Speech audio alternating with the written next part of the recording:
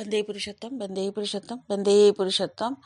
পরম প্রেমময় দয়াল শ্রী ঠাকুর অনুকূলচন্দ্র চরণে অশেষ প্রণাম জানাই, ইষ্ট পরিবারের সকলের চরণে অশেষ প্রণাম জানাই এবং আমার ইষ্টপ্রাণ দাদা মায়েদের রাধান্দিত জয়গুরু যথাযোগ্য স্থানে প্রণাম নমস্কার শ্রদ্ধা ভালোবাসা জানাই। তো এখানে ঠাকুর মানে যখন খাওয়া দাওয়ার পরে পার্লার বসতেন সেখানে, এবং সেখানে অনেক ভক্তরা আসতো, দুপুরবেলা মায়েরাও আসতো। তো সেখানে মায়েদেরকে জিজ্ঞাসা করতেন কে কী রান্না করেছে, কিভাবে কি হলো। তো সেরকমই নানা রকমারি আলোচনা করতে করতে বলছেন কাঁঠালের শিক কাবাব কথা বললেন। পরে বললেন রান্না কত রকমের বলেছি, অমন 200 রকম 500 রকমও বলেছি, লিখে রাখলে একখানা বই হয়ে যেত। তো মানে যা যা রান্না করেছে ওদের সাথে আবার বলতেন এটা মিলিয়ে দিতে দিতে খুব সুন্দর স্বাদ হতো। তো এখানে শ্রী ঠাকুর বললেন পোস্ত বাটা, ডাল বাটা, চাল বাটা ও নারকেলের দুধ মিশিয়ে শাকের সঙ্গে রান্না করলে ভালো হয়। চাল অল্প দেওয়া লাগে, আমরা পিটিলি দিই, কিন্তু চিনে বাদাম বা তিল বেটে বা চাল বেটে যদি দেই তাহলে খুব পুষ্টিকর হয়, প্রোটিনটা পাওয়া যায়, মাংসের থেকেও জোর বেশি হয়। ননিমা বললেন কাঁঠালের বিচি সিদ্ধ করে পিটিলি দিয়ে বড়া করলেও ভালো হয়।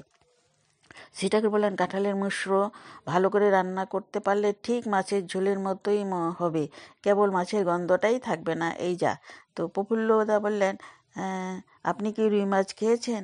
শ্রী ঠাকুর বললেন বা খেয়েছি না, আমি তো এক সময় মাছ খেতাম। তো সুরেন বিশ্বাস দাস তো মাছ ছাড়লেন কেন? শ্রী ঠাকুর বললেন ওই যে গল্প করেছি দেখলাম মাছ খেয়ে পারা যায় কি না, একদিন খেলে অন্তত 14 দিন পর্যন্ত গোলমাল চলে, অনুভূতির ধারা কেটে কেটে যায়।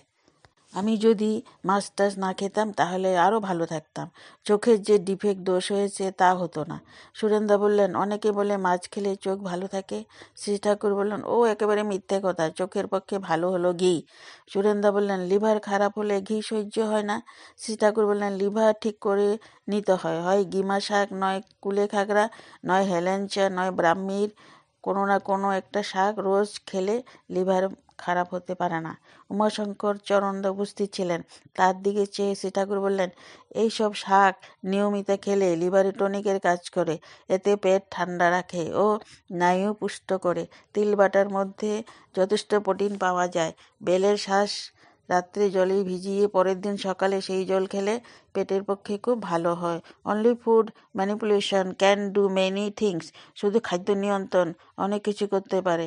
ডাল, মটর বা মুগ অর্ধেক এবং তিল বাটা অর্ধেক একটা কাপড়ে বেঁধে ভাত রান্নার সময় ভাতের হাঁড়িতে দিয়ে সিদ্ধ করে একটু ঘি বা তেল, নুন, কাঁচা লঙ্কা দিয়ে খেতে বেশ পুষ্টিকর। পেট ভালো না থাকলে এটা খাওয়া উচিত নয়, সুস্থ অবস্থায় এটা কোষ্ঠ পরিষ্কারে সাহায্য করে। সুরেন্দ্র বললেন ডালের মধ্যে পেটের পক্ষে ঠান্ডা কোনটা? শ্রী ঠাকুর বললেন মুগ ডালে সব গুণ দোষ একটু উইন্ড বায়ু করে, কাঁচা মুগ ভালো, ভাজা মুগ তার থেকে একটু খারাপ। সুরেন্দ্র বললেন ডাল যেমন পাক করা ভালো। শ্রী ঠাকুর বললেন সাধারণত একটু ঘন ডালই ভালো, পেট একটু খারাপ হলে ডালের ঝোলে ভালো, ডাল ভালোভাবে সিদ্ধ হওয়া চাই। সুরেন্দ্র বললেন কোন ডাল লিভারের পক্ষে ভালো? ডাল বলতেই তো প্রোটিন, লিভারের বলতে তো ঠাকুর বললেন ডাল বলতে তো প্রোটিন, লিভার বলতে তিতে ভালো। আলোচনা প্রসঙ্গ 71। জয়গুরু রাখি, আমি আরও খাদ্য সম্বন্ধ পেলে আপনাদের সাথে শেয়ার করব। আপনাদের সর্বাঙ্গী মঙ্গল হোক। বন্দে